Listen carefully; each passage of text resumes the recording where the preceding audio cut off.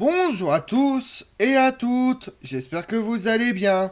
Aujourd'hui on s'intéresse à l'Empire mongol en se posant la question, est-ce que les Mongols ont-ils échoué?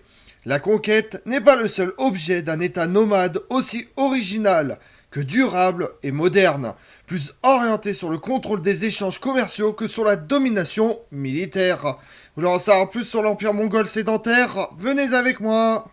Quand on pense à l'Empire mongol ou à la Horde d'Or, l'image que renvoient ces termes est celui d'envahisseurs destructeurs et de barbares, alors qu'en analysant en profondeur, on peut y déceler une construction politique pérenne, solide et raffinée, dont l'influence a traversé les siècles.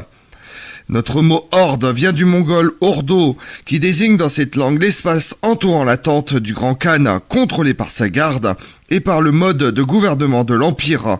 C'est l'image négative des brutes sanguinaires forgées par les chroniqueurs, puis les historiens, qui a donné son sens actuel à ce mot par lequel les Mongols désignaient eux-mêmes leur organisation institutionnelle. Lorsqu'on étudie l'histoire mongole, toute la difficulté est en effet de penser nomade, de sortir de notre vision sédentaire de l'histoire. Mais de quand date cette vision négative des nomades? Elle ne se construit réellement qu'à partir des 16e et 17e siècles, lorsque des dynasties nationales, en Chine, en Russie, en Perse, essayent de prouver l'antériorité de la nation en gommant l'épisode de la domination mongole. Cette vision est reprise en Occident au XIXe siècle, lorsque les colonisateurs se heurtent dans les plaines de l'Ouest américain, les steppes d'Asie centrale ou les déserts africains ou arabes à des peuples nomades barbares qui refusaient les bienfaits d'un État civilisé, en fait celui du colonisateur. C'est à cette époque qu'on exhume les chroniques de la conquête et de la terreur mongole, oubliées à partir de 1250. Au contraire, les lettrés des nations héritières de l'Empire mongol ont du XIVe au XVIe siècle une image beaucoup moins négative. Les dynasties régnantes se cherchent, voire s'inventent des ascendances chez les Gengis Khanides. Rappel de périodes de paix et de prospérité. Sortir de ces histoires nationales au profit de l'histoire globale a également permis aux spécialistes du monde turcophone, sinophone, persophone ou russophone de s'apercevoir de traits communs issus précisément de l'héritage mongol, empire multilingue et multiculturel. Ces traits restent visibles bien au-delà de la chute officielle de l'Empire mongol, à partir du milieu du XIVe siècle, dans les constructions politiques chinoises, ottomanes, perses, russes, etc. Quant à l'historiographie française, elle est restée assez discrète sur cette histoire, qui ne concernait pas son ancien espace colonial, à l'exception bien sûr du travail de René Gousset, L'Empire des Steppes, Payot 1939, réédité en 2001. Mais alors comment caractériser l'ordre politique des Mongols? Il est plutôt spécifique au peuple des steppes. On en retrouve le trait avant les Mongols, chez les Huns, les Avars, les Turcs. L'Empire mongol n'est pas surgi de nulle part. Il s'inscrit dans une tradition nomade, celle du contrôle des routes commerciales qui traversent l'Eurasie. Il serait faux de dire que cet empire nomade se sédentarise une fois qu'il a conquis les villes. Il reste nomade jusqu'à la fin. Cela ne veut pas dire qu'il ne crée pas de villes, dont l'archéologie a permis de retrouver les traces depuis l'ouverture de l'espace soviétique à nos recherches en 1991. Cela ne signifie pas non plus qu'il ne contrôle pas les villes existantes à travers différents instruments, mais l'ordre politique reste celui des nomades. On peut se demander alors quelle est la véritable attitude des Mongols face à la religion. On les dit indifférents, mais en réalité, ils ont une véritable politique religieuse qui leur assure le contrôle social des populations de l'Empire. En échange d'accords pacificateurs, ils exemptent d'impôts les clergés et les congrégations religieuses. Cela aura une influence déterminante dans l'institutionnalisation des grandes religions, musulmans, bouddhistes, chrétiens orthodoxes, dans les différentes parties du continent eurasien. Les congrégations religieuses opposeront même les contrats d'exemption signés avec les khans mongols aux appétits des dynasties postérieures en Chine, en Iran, en Russie, dans l'Empire ottoman. Mais il ne faut pas oublier l'importance de l'aspect économique dans l'Empire mongol.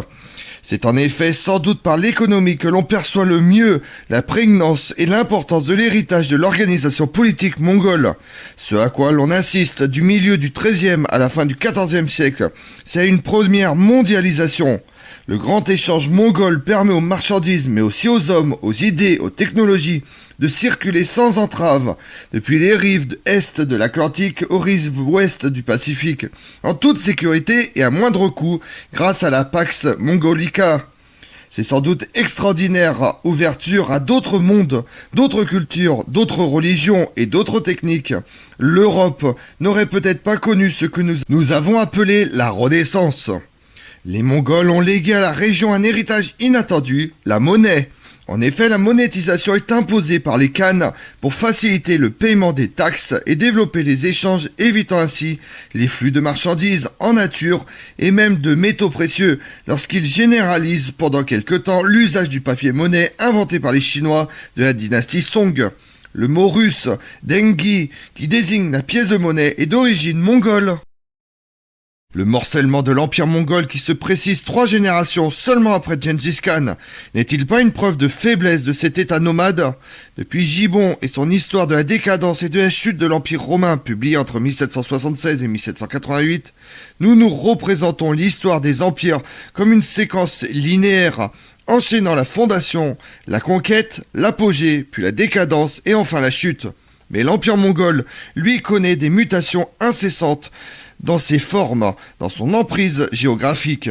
Pour une dynastie nomade, abandonner une ville, un territoire, n'est pas une régression, tant qu'est maintenu le contrôle du lignage sur un clan, un groupe de clans, et sur les richesses du commerce. Même lorsque les héritiers directs de Gengis Khan perdent le pouvoir, c'est au profit de lignées de chefs de clans nomades, les Bègues. Ce qui compte pour les Mongols n'est pas l'allégeance des villes, mais celle des peuples nomades et la taxation des flux commerciaux, aussi bien des commerçants urbains que des éleveurs nomades.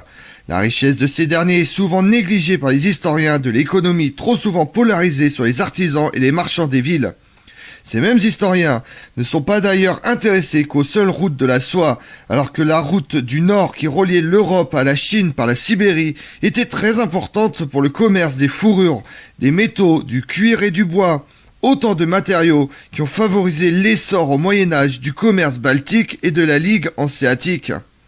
On fait des Mongols des purs guerriers, alors qu'ils sont avant tout intéressés par le commerce.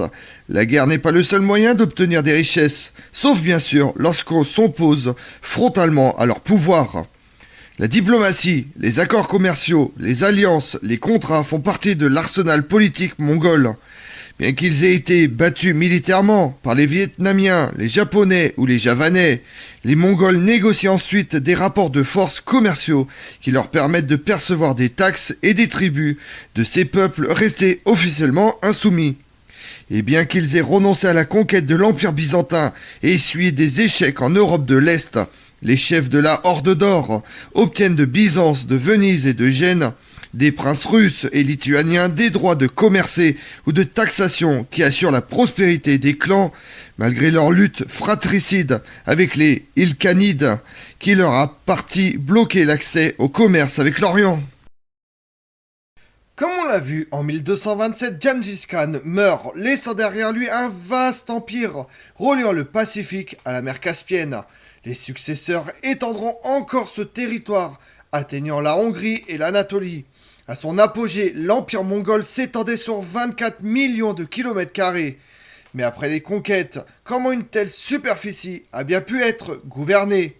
Si Gengis Khan ou ses descendants n'ont jamais renoncé à leur mode de vie nomade, cela ne les a pas empêchés de bâtir et de préserver une unité politique et culturelle qui durera jusqu'au XIVe siècle. Je vous remercie d'avoir suivi cette vidéo en ma compagnie. Si vous voulez connaître mes autres vidéos, retrouvez-moi chaque matin à partir de 6h45 sur ma chaîne YouTube Tout sur l'Histoire avec Damien, mais également sur les réseaux sociaux, Twitter et Instagram, Histoire Damien. Et pensez à liker, commenter et vous abonner. Je vous remercie à tous.